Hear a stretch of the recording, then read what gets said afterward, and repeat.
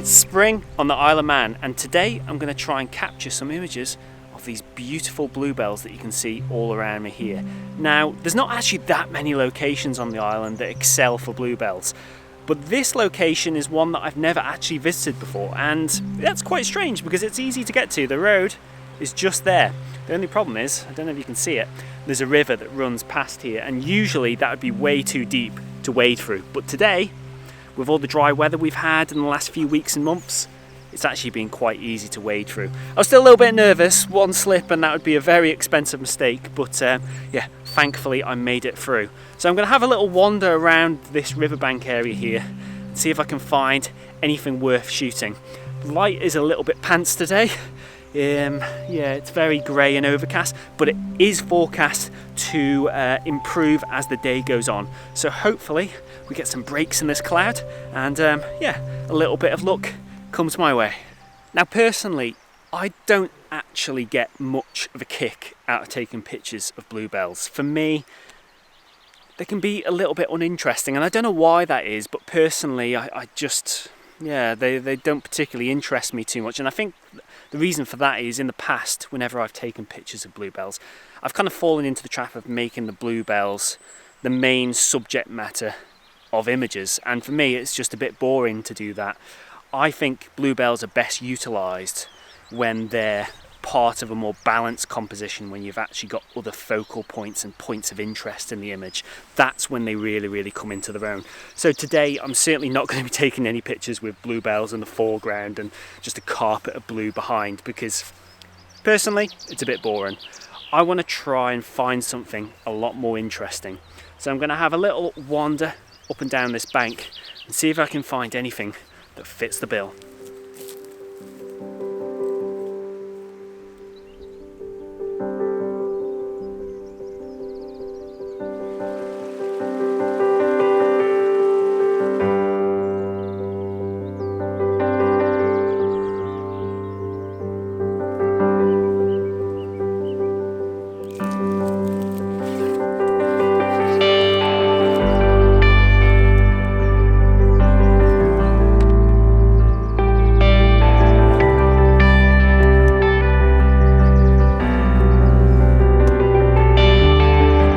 Well, it really didn't take me too long to find exactly what I was looking for. Look at this beautiful old building here, where you've kind of got the first wall of it here and the second wall there. So there's not very much of it actually left intact, but that doesn't matter at all. What I've got here is sufficient to anchor the shot and give me the focal point, the point of interest that I was desperately searching for. Now, I've already got my composition set up and it's really quite straightforward. I'll just talk you through it. This wall here is going to take up the bottom left corner of the image. Now my tripod is sufficiently high that it allows me to see that second wall, and also the tree that kind of sits behind it there. I can see the base of that tree going in to the actual ground. So that height is very important here to allow me to capture that depth running back through the actual image. The bluebells are really just a supporting element here. They're certainly not really in the foreground. There's a few kind of in between the two walls, but not many. They tend to dominate that background area, but that's fine. You tend to find with bluebells, in your foregrounds, they can kind of lose a little bit of their impact when they're not clustered together. You kind of capture more green than you do blue, and it's only really at a distance when you get down at kind of a low angle and look across them, that's when you capture the real deep carpet of blue effect, and that's what you're getting right out there. Quite beautiful. Now the tree in the background's interesting. It's mid-May now and it doesn't have any leaves on it at all, so it's kind of looks quite wintry in feel, which is quite a stark interest to kind of the new growth that we're getting here. Now this valley extends kind of north to south, so we're never going to get sunrise or sunset golden hour light. It's just never going to happen. So the light isn't going to be brilliant today. It's not going to be perfect, but I can't really complain. I think this composition is strong enough that it can withstand that, and it doesn't need perfect light really. But we do need some light, I feel. I've taken a few test shots with this flat overcast light, and it just feels like it's lacking something. So I've really just got to cross everything that we just get a little burst of light coming in from the side. The sun's kind of up here at the moment, just that side lighting will just lift the image to another level. I'll just explain my setup very quickly for you. On the front, I've got a circular polariser, and that is to help punch out the contrast and colours in the scene and just help them pop that little bit more. I've also got a 2-stop soft edge ND Grad filter on, and if you can see, it's on at an angle, and the purpose of that is to dedicate it to the top right corner of my image, which is currently this bit of sky here. The ND Grad will hopefully pull out a little bit more drama and a little bit more detail out of that part of the image. Settings wise, I'm shooting f11, a fifth of a second currently, but if we get a burst of light in, that's certainly going to get faster. ISO 64 at about 28mm. Now, a key part of my setup here is this foreground wall is probably about a meter away from my camera, so there's no chance that I'm going to get this image sharp at f11 in one take. So I'm going to focus stack this for sure. The first image in my stack is going to focus down on the foreground wall, get that nice and sharp. And then I'm probably going to take 2 other images actually. One image is obviously going to be on the background itself, focused at infinity. But I also like to take a third image in these kind of scenarios, and usually I put it somewhere in the kind of mid sort of ground, maybe a third of the way into the image itself. And the reason for that is I have lost count of the amount of times that I've focus stacked where I've just taken a simple foreground infinity focus stack, 2 image focus stack, and in that mid ground between the boundary between those 2 images, you can sometimes get little soft areas. So taking that third image can make all the difference.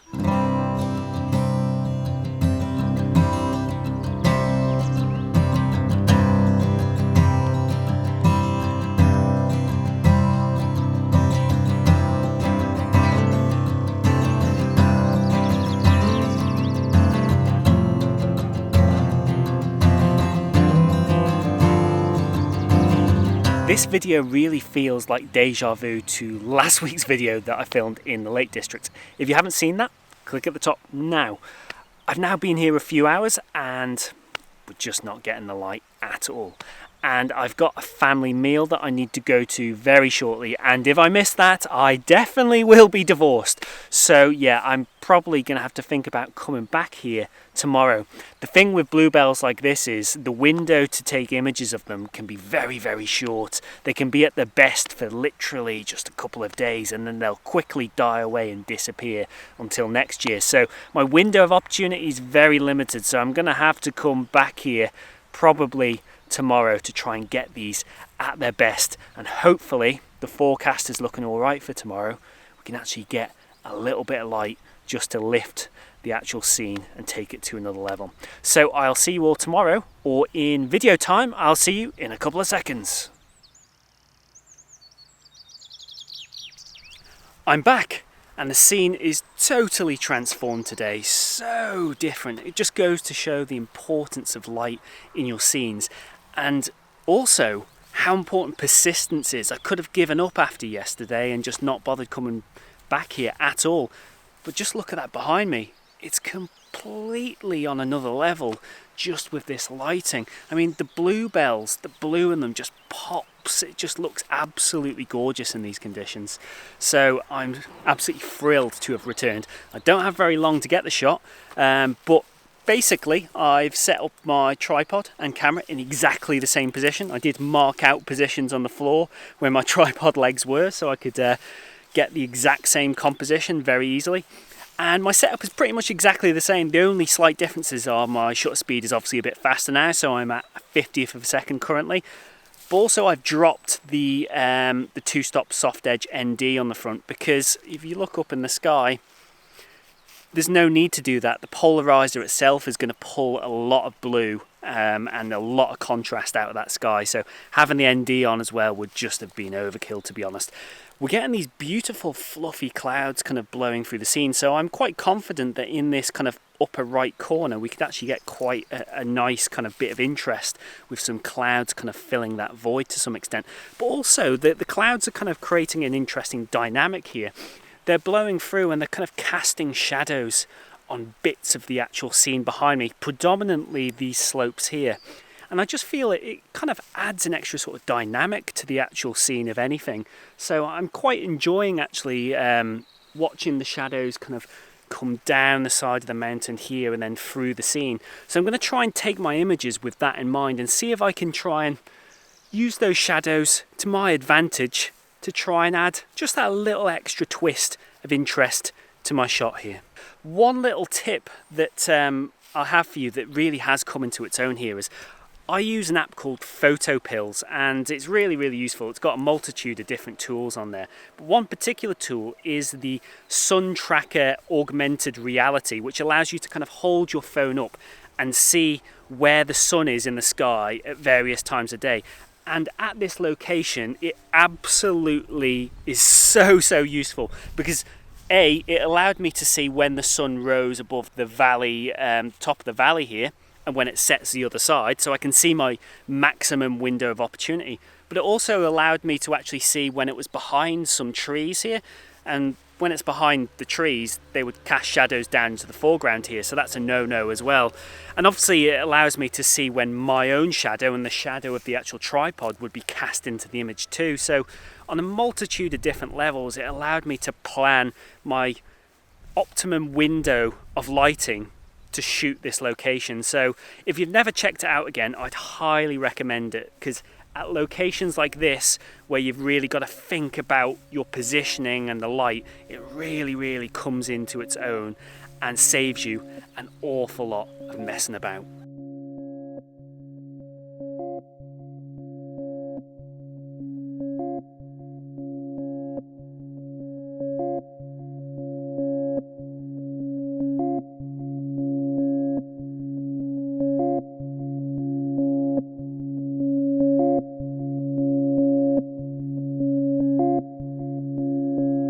So I think that brings us to a close for today's video. As always, thanks very much for watching, and if you haven't yet subscribed, what are you waiting for? Click that subscribe button. Pop your comments down below as well on what you think of the actual image that I managed to secure. I think my overriding concluding thoughts would be persistence really does pay. It's quite easy to get disheartened sometimes when you go to a location and you've got an image in your mind and it doesn't quite come off because the conditions just aren't favourable for you. But don't be disheartened. You need to go back time and time again, and I guarantee you if you do that, you will succeed and you will capture the image that you want to. Landscape photography is really just an odds game, and by repeatedly going back to locations, you're simply increasing your odds for success. It really is as simple as that. I'll see you all soon. Take care.